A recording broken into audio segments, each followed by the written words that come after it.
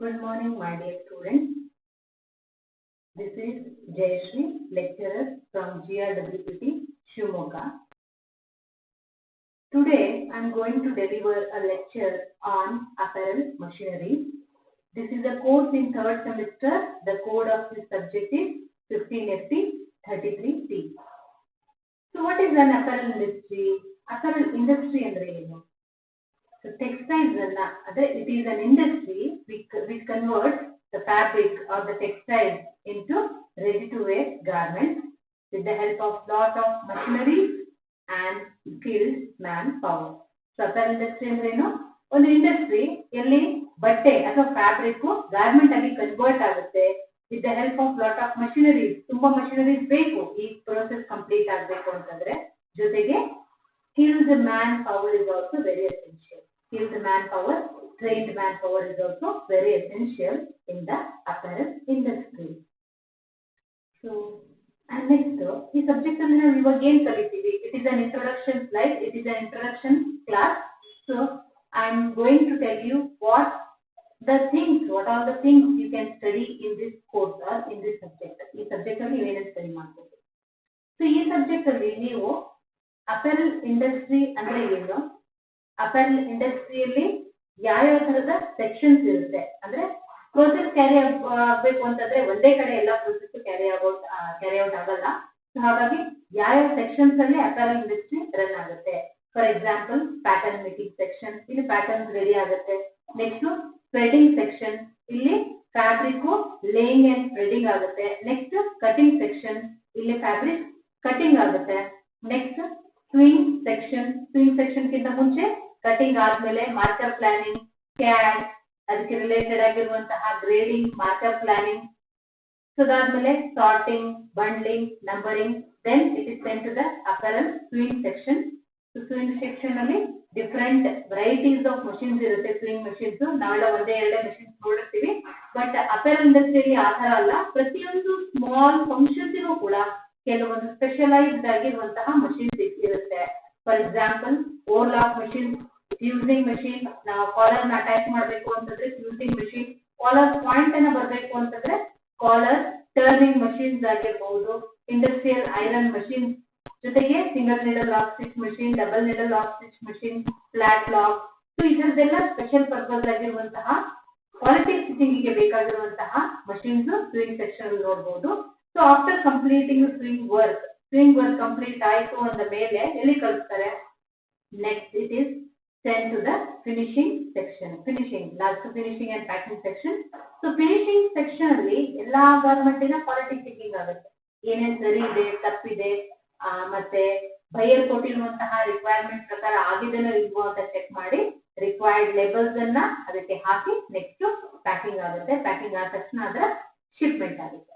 So ಇಷ್ಟೆಲ್ಲಾ process ಇಲ್ಲಿ ಒಂದು ಇಂಡಸ್ಟ್ರಿಯಲ್ಲಿ, ಅಪೆರಲ್ ಇಂಡಸ್ಟ್ರಿಯಲ್ಲಿ ನಡಿಬೇಕು ಅಂತಂದಾಗ ಈ ಎಲ್ಲಾ ಪ್ರೋಸೆಸ್ ಎಲ್ಲ ಡೀಟೇಲ್ಸ್ ನಿಮಗೆ ಈ ಒಂದು ಯೂನಿಟ್ ಅಲ್ಲಿ ನಾನು ಹೇಳ್ಕೊಡ್ತೀನಿ ನಿಮಗೆ ಯಾವ ತರ ಪ್ರೋಸೆಸ್ ಕ್ಯಾರಿ ಔಟ್ ಆಗುತ್ತೆ ಅಂತ. ಬಟ್ ಇಷ್ಟೆಲ್ಲ ಪ್ರೋಸೆಸ್ ನಡೀತಾ ಇರಬೇಕಾದ್ರೆ all these processes need machinery. ಎಲ್ಲಾ ಪ್ರೊಸೆಸ್ಸಿಗೂ ಮಷಿನರಿ ಬೇಕೇ ಬೇಕು. ನೀವು ಪ್ಯಾಟರ್ನ್ ಮೇಕಿಂಗ್ ಮಾಡಬೇಕು ಅಂತಂದ್ರೆ ಅಲ್ಲಿ ಟೂಲ್ಸ್ ಬೇಕು. ನೆಕ್ಸ್ಟ್ ಸ್ಪ್ರೆಡಿಂಗ್ ಮಾಡಬೇಕು ಅಂತಂದ್ರೆ ಸ್ಪ್ರೆಡಿಂಗ್ ಮಷಿನ್ಸ್ ಬೇಕು. ಕಟಿಂಗ್ ಮಾಡಬೇಕು ಅಂದಾಗ್ಲೂ ಕೂಡ ಕಟಿಂಗ್ ಮಷಿನ್ಸ್ ಬೇಕು. ಸ್ವಿಂಗ್ ಸೆಕ್ಷನ್ ಅಲ್ಲಿ ಬೇಕು. ಫಿನಿಶಿಂಗ್ ಸೆಕ್ಷನ್ ಅಲ್ಲೂ ಕೂಡ ಮಷಿನ್ಸ್ ಬೇಕೇ ಬೇಕಾಗುತ್ತೆ. ಸೊ ಇವೆಲ್ಲ ಮಷಿನರೀಸ್ ಹೇಗೆ ವರ್ಕ್ ಆಗುತ್ತೆ, ಪ್ರೋಸೆಸ್ ಅಲ್ಲಿ ಹೇಗೆ ವರ್ಕ್ ಆಗುತ್ತೆ, ಜೊತೆಗೆ ಈ ಮಷಿನ್ಸ್ ಅನ್ನ ನಾವು ಹೇಗೆ ಕೇರ್ ಅಂಡ್ ಮೇಂಟೆನೆನ್ಸ್ ಮಾಡಬೇಕು ಅಪೆರಲ್ ಇಂಡಸ್ಟ್ರಿಯಲ್ಲಿ. ಬರೀ ಮಷಿನ್ಸ್ ಅನ್ನ ರನ್ ಮಾಡೋದಷ್ಟೇ ಅಲ್ಲ, not only running the machine and also we have to take care of these machine. We should know how the machines are, the working process of the machine. Working process ಕೂಡ ನಾವು study ಮಾಡ್ತೀವಿ.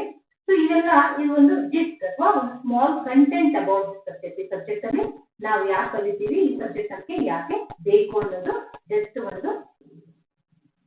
So after knowing small introduction about this subject, let us move on to the next slide. That is a small introduction about apparel industry. Apparels are the basic necessity of human civilization along with food and shelter. So as we all know, there are the three basic necessities of our life: food, clothing and shelter.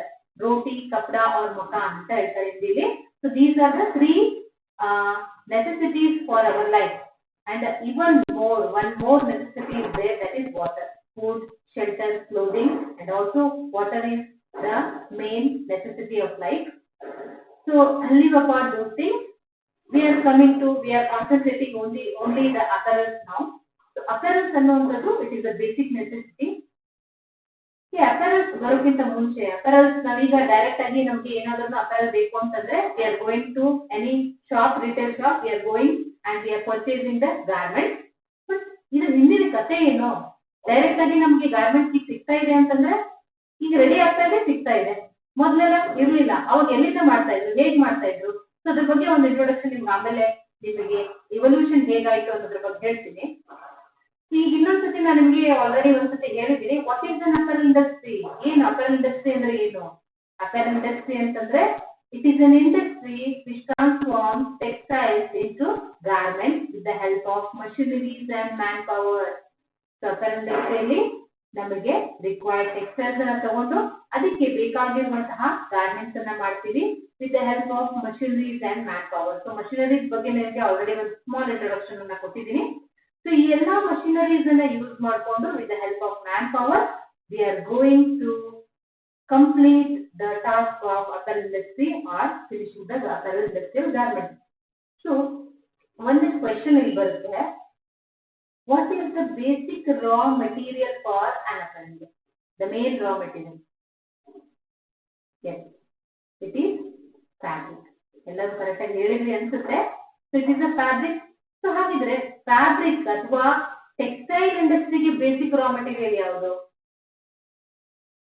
ಯಾನ್ ಅಲ್ವಾ? Own ಟೆಕ್ಸ್ಟೈಲ್ಸ್ಗೆ ಅಥವಾ netted ಟೆಕ್ಸ್ಟೈಲ್ಸ್ಗೆ yarns are the basic raw material.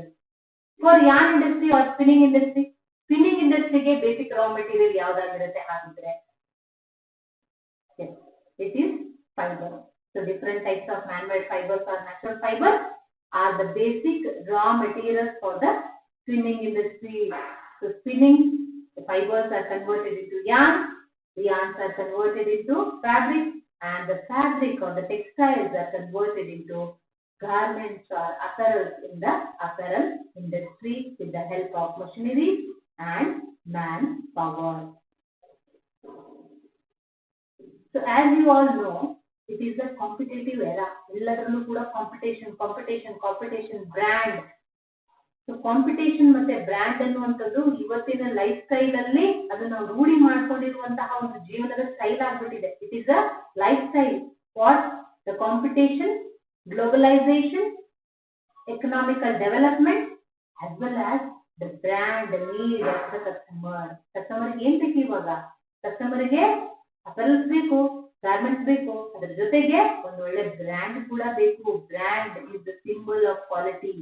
Brand is the symbol of satisfaction of the customer. So ಹಾಗಾಗಿ ಇವತ್ತಿನ ದಿನದಲ್ಲಿ ಬ್ರ್ಯಾಂಡಿಗೆ ತುಂಬಾ ಬೆಲೆ ಇದೆ. So brand ಮತ್ತೆ ಕಾಂಪಿಟೇಷನ್ ಇರೋದ್ರಿಂದ there is a lot of need of the customers towards high brand is increasing due to the economical development and spending ability of the and social statement. Now branded fabric ಅನ್ನು ಹಾಕೊಂಡ್ರೆ it is a social statement ಅನ್ನುವಂಥದ್ದು ಒಂದು customer ನ demand ಅಥವಾ need.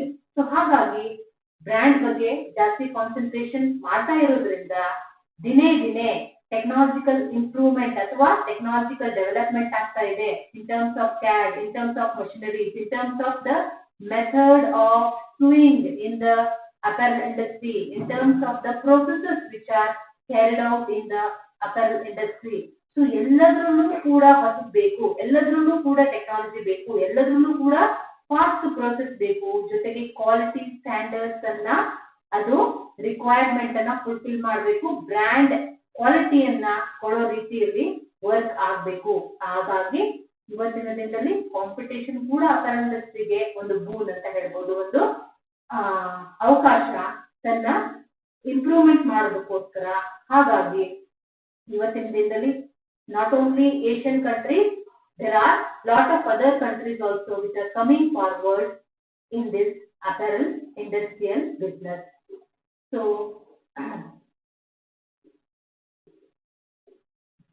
ಈ ಅಪರಲ್ ಇಂಡಸ್ಟ್ರಿಯಿಂದ ನಮಗೆ ಏನ್ ಸಿಗುತ್ತೆ, ನಮ್ಮ ದೇಶಕ್ಕೆ ಏನ್ ಸಿಗುತ್ತೆ?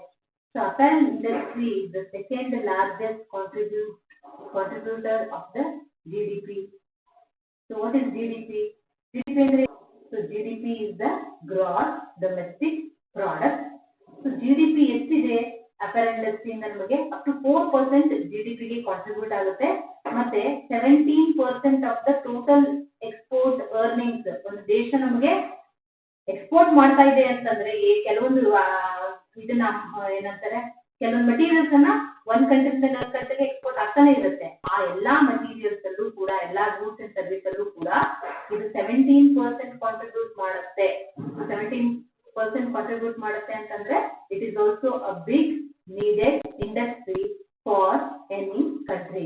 So that's why we have to learn about the apparel industry and what are the processes and what are the machineries which are going to there in the apparel industry.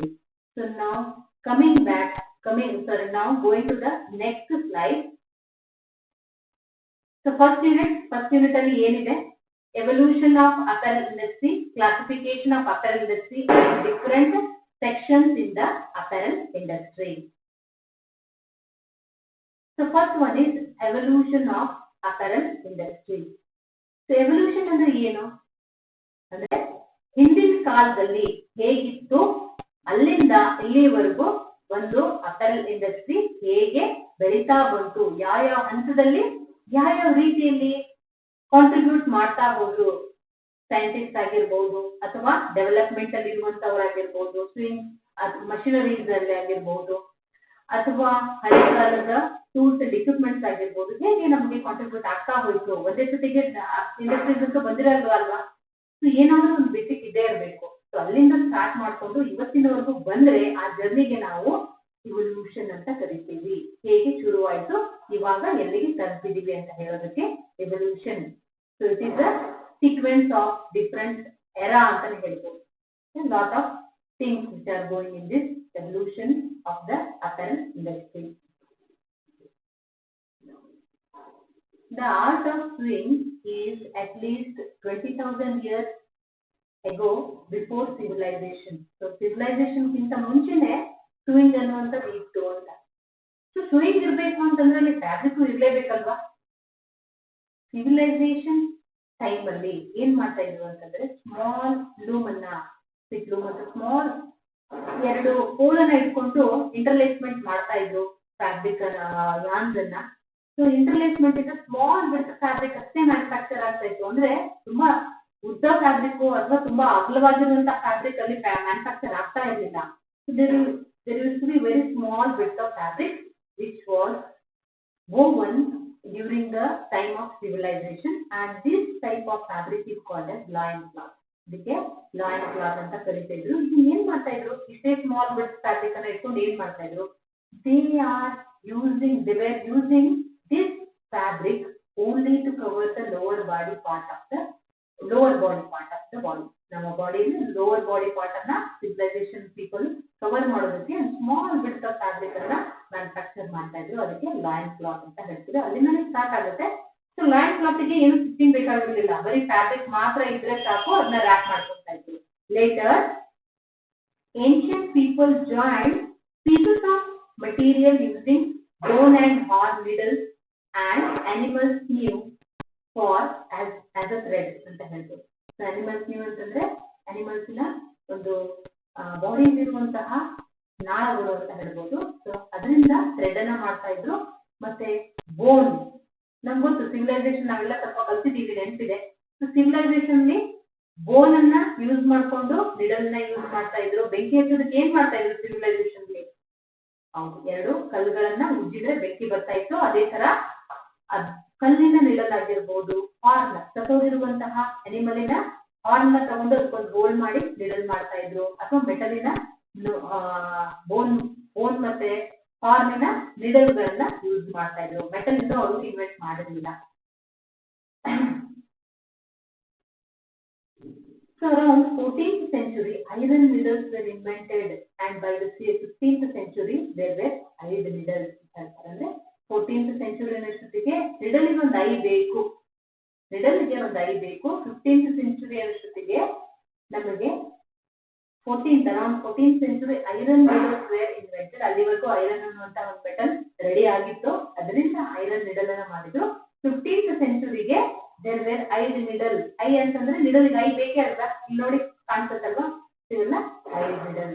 ಇಷ್ಟು ಐ ನಮ್ಗೆ eye ನೀಡಲ್ಗೆ eye ಇರಲಿಲ್ಲ ಅಂತಂದ್ರೆ ನೀಡಲ್ಗೆ stitching ಮಾಡೋದಕ್ಕೆ it is very difficult. So up to 15th century ಅಷ್ಟೊತ್ತಿಗೆ eyed needle ಬಂತು.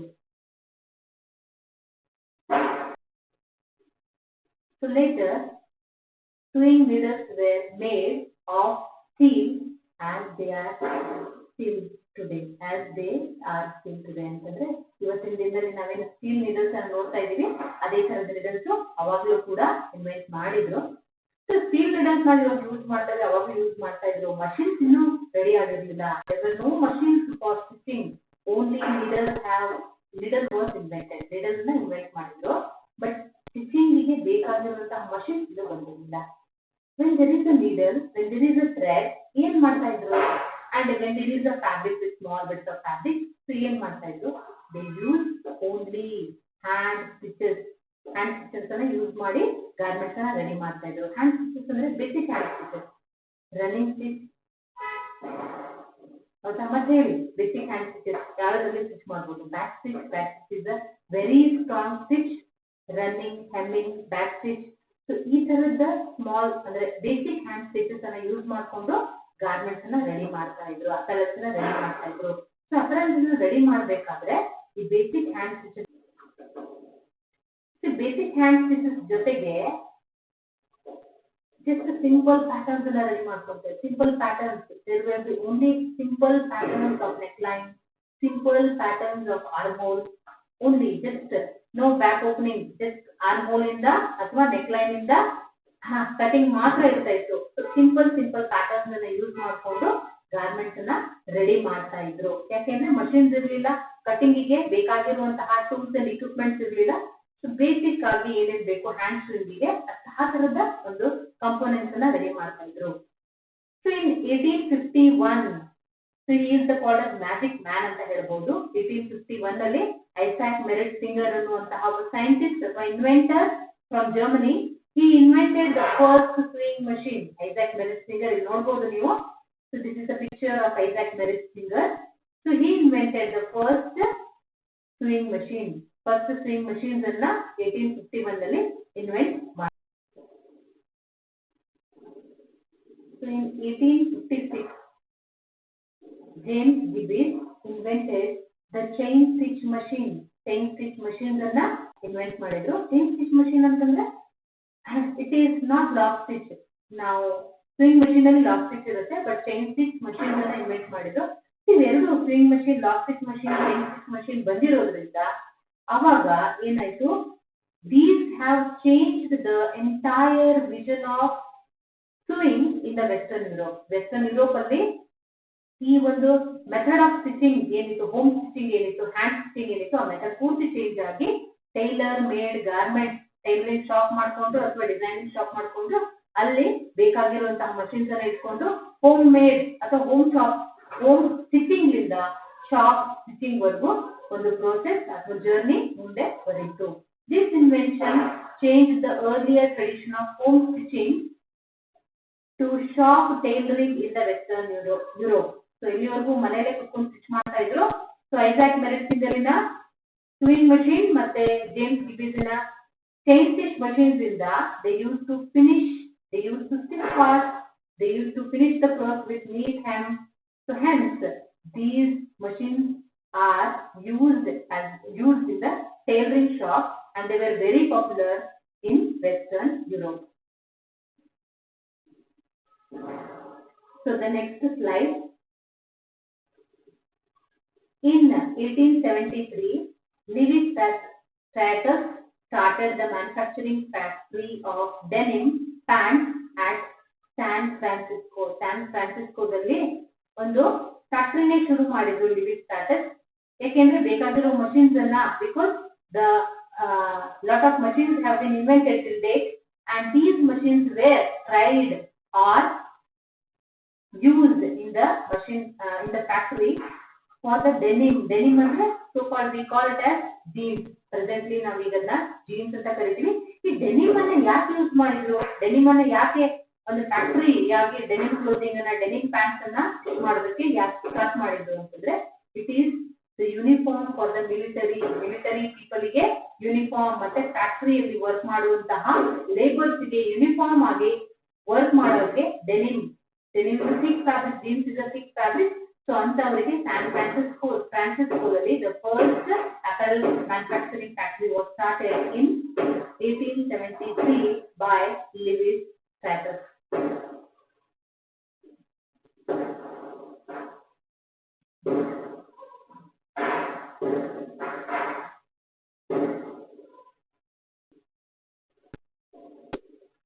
The first hand-powered sewing machine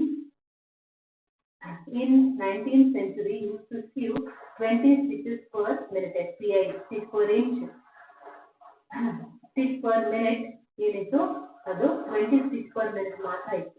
ಅಂದ್ರೆ ಒಂದು ನಿಮಿಷಕ್ಕೆ 20 stitches ಮಾತ್ರ ಇತ್ತು ಸ್ಟಾರ್ಟಿಂಗ್ ಅಲ್ಲಿ 19th century ಅಲ್ಲಿ ಬಂದಿರುವಂತಹ machine. But by the mid 20th century ಅಷ್ಟೊತ್ತಿಗೆ ಮಷೀನ್ ಸ್ಪೀಡ್ ಸ್ವಲ್ಪ ಇನ್ಕ್ರೀಸ್ ಆಯ್ತು. ಅಲ್ಲಿಗೆ 4500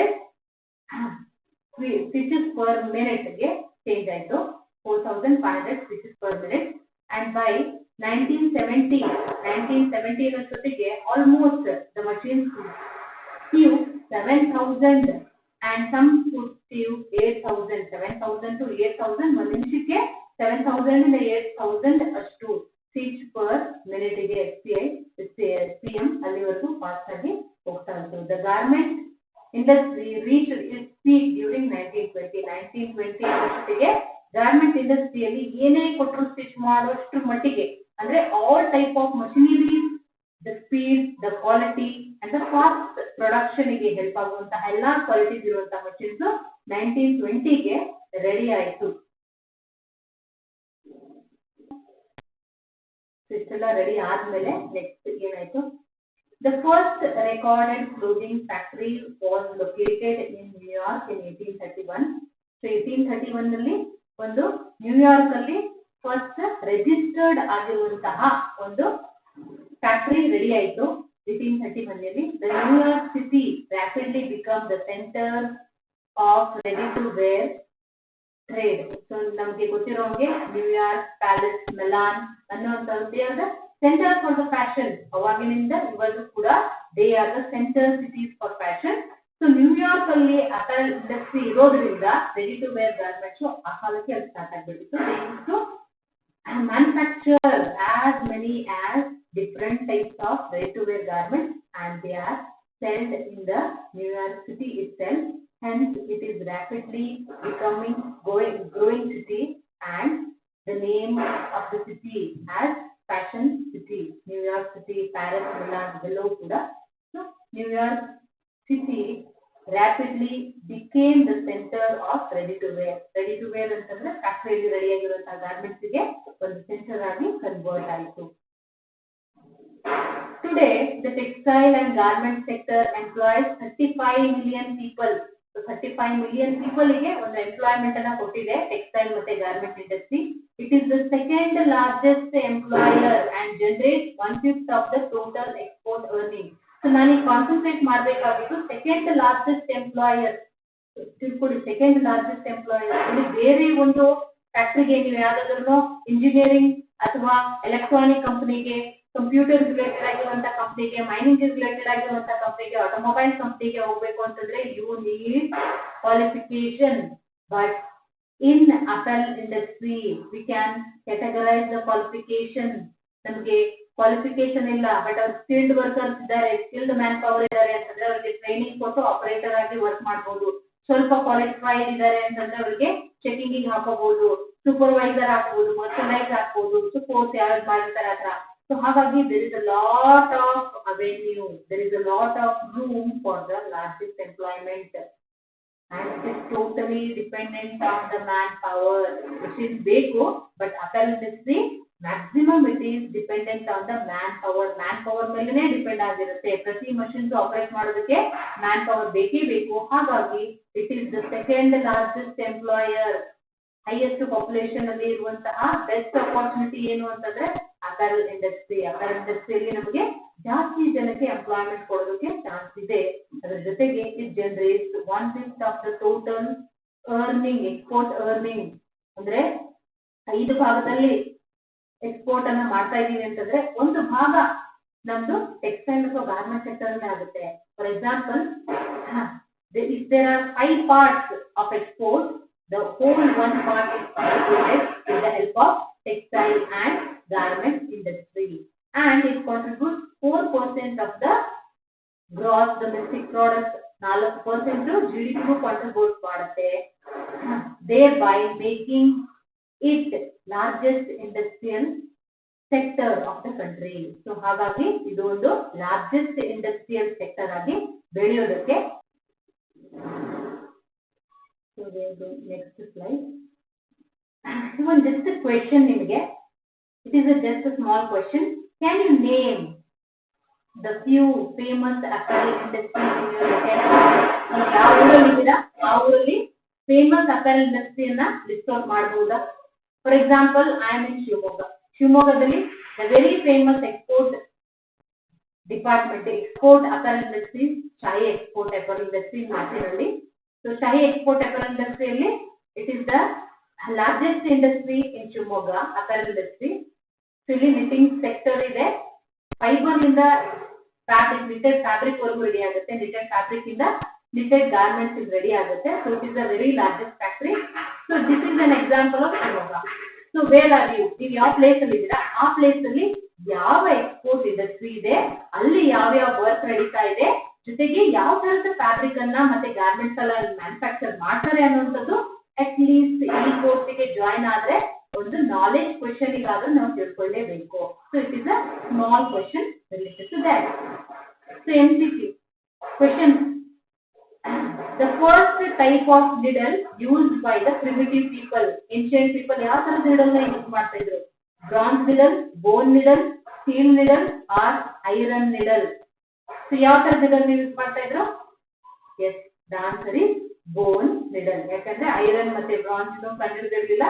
So bone needle was invented. Who invented the first sewing machine, making it possible to sew any part of the garment? Who invented the first sewing machine? John Mercer, Alice Morris, William Isaac M. Singer. Yaru? Now already I have shown you the picture of the machine and the person who is invented the first sewing machine.